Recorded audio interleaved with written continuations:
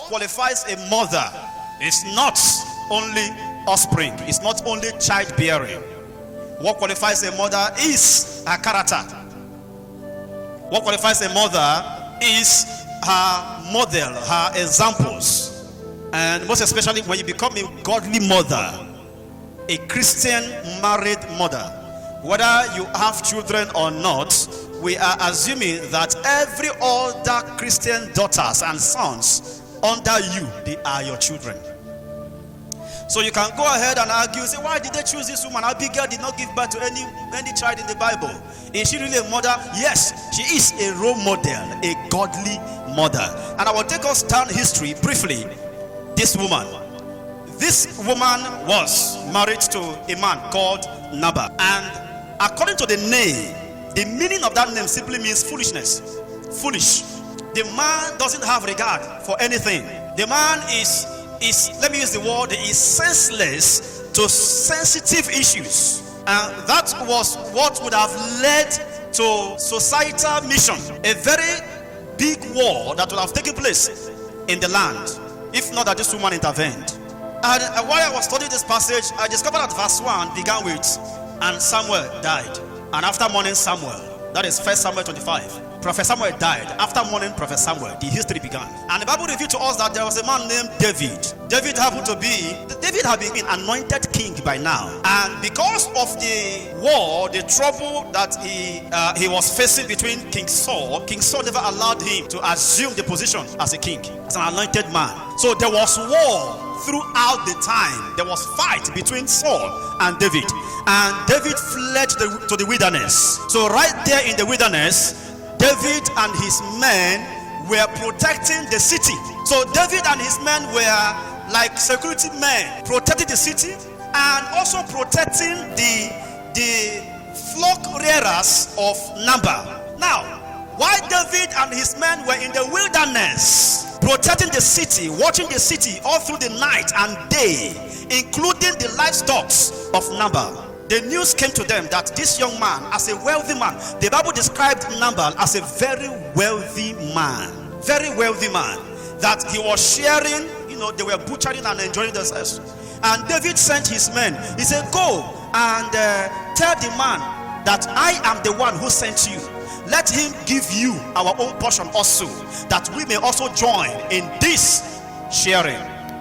And the Bible revealed that when the men of David met Nabal, after they have presented their case to Nabal, he said, our Oga David sent us.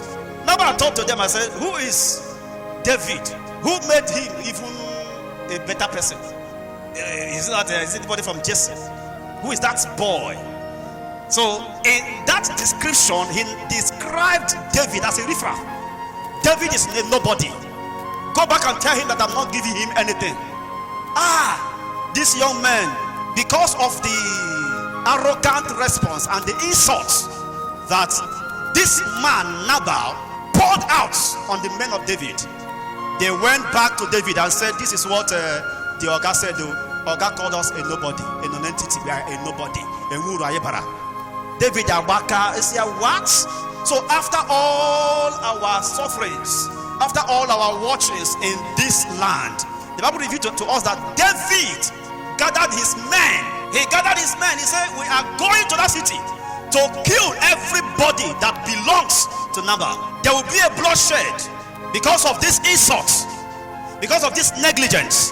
And the Bible revealed to us that David and his men has already prepared. Now, while they were preparing, a servant of Nabal ran to Abigail.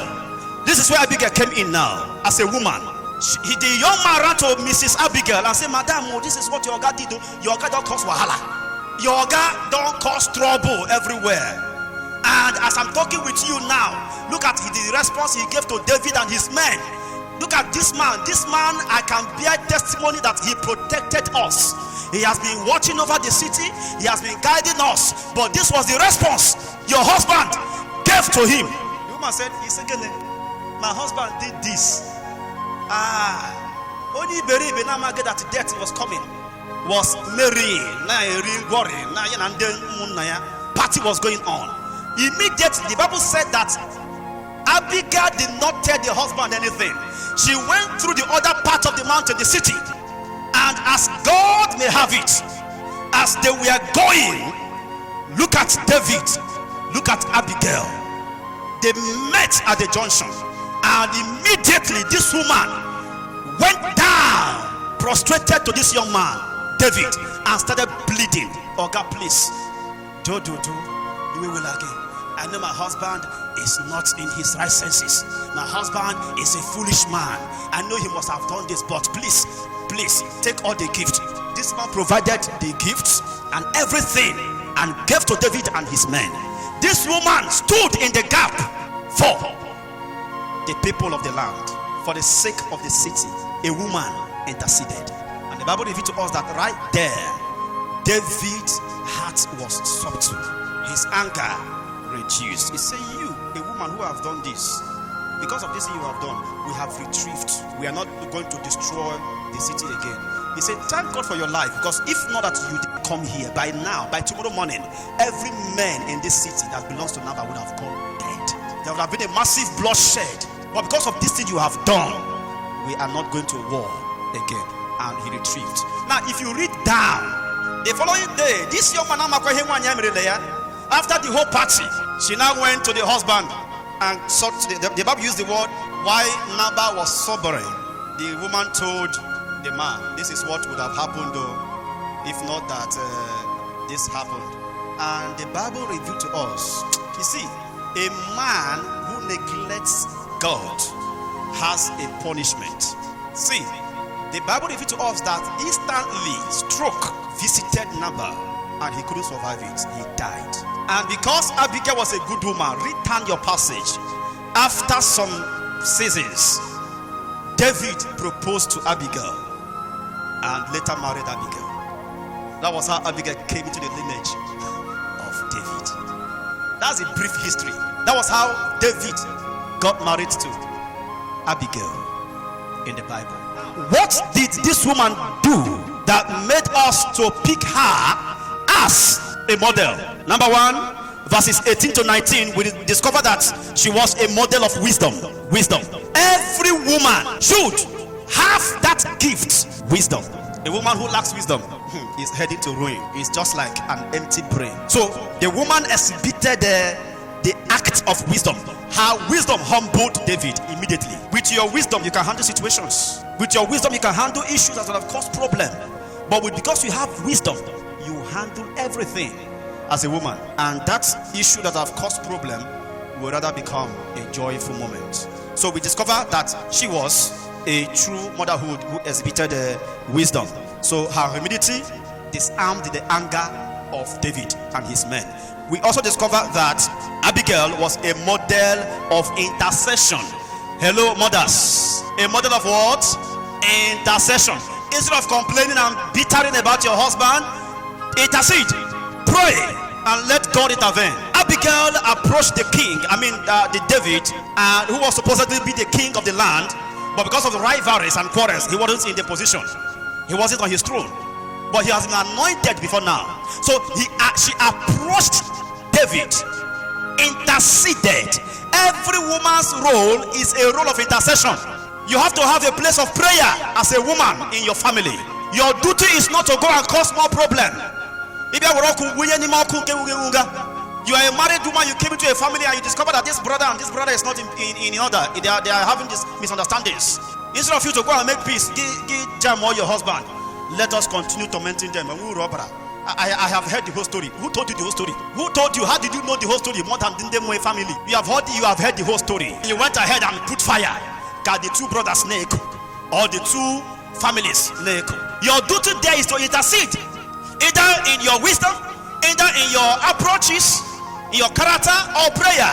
Now, as a Christian mother, there are so many spiritual issues that you need to settle on your knees. It's not every matter you bring up in the public and start announcing to the public. My husband is not doing this. My husband, Abigail never embarrassed her husband in the public. The Bible didn't reveal to us actually that she never did that. It was only when she was making that movement to King David or to Brother David, that was the only time she opened her mouth to say my husband was a foolish man. because of the name. Are you getting it? She admitted every fault. She admitted women. You should learn how to swallow some things. Somebody can come and insult your husband and go. It's not everything you respond to. After quarreling, take your husband in and ask the question.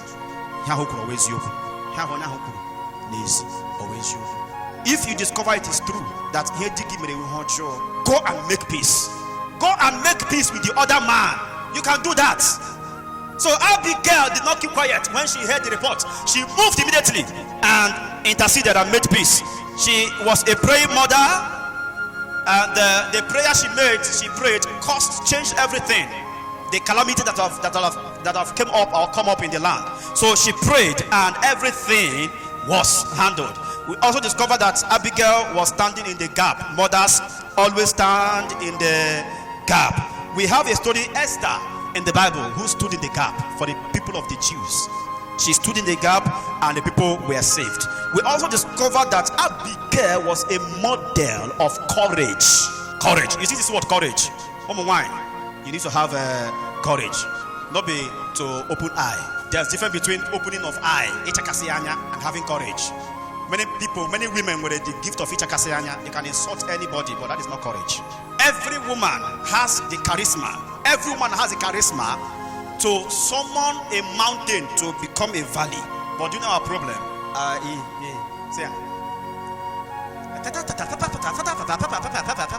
The mountain is keep growing. Instead of you to talk just to bring down the mountain. If you want to bring down your husband, it's a very simple thing. He will love you, die. Every woman has a charisma called courage, but many of us don't use it. Why? Because we don't know our ground. But I pray for you today, after now, the Lord will grant you the grace to be courageous to confront that situation in the name of Jesus Christ. This woman, Abigail, we discovered that she is a model of peacemaker. Are you a peacemaking mother? Are you a mother who is a peacemaker in the house? Or, like I have said, you are a mother who throws fear into a little matches. A little matches, just matches in work. Instead of you to quench it, the whole house. And so, women, let me challenge you. If you are a woman being married to a family, the family was at peace, but when you came, the word division is an error. If you're a woman in the church and where the peace in your midst is an error. If you're a woman in the society and where the peace where you are is an error. You have to be an ambassador of peace. Every woman should have that charisma, that gift of peacemaking. Matthew chapter 5 verse 9 said that blessed are the peacemakers, for they shall do what? Blessed are the peacemakers. Every woman who has that gift of peacemaking is blessed. I want to add this in addition to us this moment. If you go back to verse 3 of that 1 Samuel chapter 25 verse 3, we discover that Abigail was a model of good character. Beauty is not character. Hello? Jezebel, was it beautiful? Oh my God, very beautiful. So beauty is not character. Now, every woman should have this character, this thing in her, that yes, you are beautiful, yes, you are crowned with every whatever. But the most important thing is your character. It is your character that makes the home. It's your character that makes the society. It's your character that makes the church. It's not your beauty in the first place. So beauty is secondary. The first thing we consider in the life of Abigail that made peace to reign was her character. She humbled herself. She exhibited humility. What was the impact to us this moment as young ladies in the house? What are we learning from our mothers? Is your mother a model or a misfit? The opposite of model is misfit. Is your mother a model or a misfit? Some mothers are good at that, and I don't know how God will help us. We have so many of our homes now where the mother is the actor of the whole problem. Go ahead. All time, no problem. I support you. Go ahead. If you're a mother who encourages your children to go to the streets and fight, you are not a model. If you're a mother who encourages your children to go to the society and cause problem, you are not a model. If you're a mother who cannot guide your children to the ways of the Lord, you are not a model. Take it or you leave it. If you are here and you are seated hearing my voice and you are a mother and your children, perhaps she is married and she finds herself in her husband's home, and each of the problem open to the gate to the house is always fought to the man. And instead of you as a mother to go and rebuke your daughter and make peace in the husband's house, you are not a model. Mothers, listen attentively. Do not encourage your children to marry wrongly. Do not use your condition, your present predicament, encourage your children to marry anybody who has money. I want to teach you forever. I will check that they make those days. They can't not and I because anybody that you move to anybody that you moto. You put the lady in a high tension. You are not a model. You are a misfit. So I'm charging our mothers today. Every Christian mother should learn from Abigail, our mother of excellence. From Abigail. So we have to do this, and the Lord Almighty will help us. How do you become a model mother? Number one, build a strong relationship with God. As a mother, for you to be a model, you have to build a strong relationship with God. Number two, you have to study and apply the word daily. It's quite unfortunate that some of us don't apply what we hear. Some women are so fond of their character, they are so fond of their attitude that nobody can change them. Not even God. That is the funniest part of it, or the baddest part of it. It's not funny. The dangerous part of it is that even God come down cannot change the person. And you are so proud of yourself.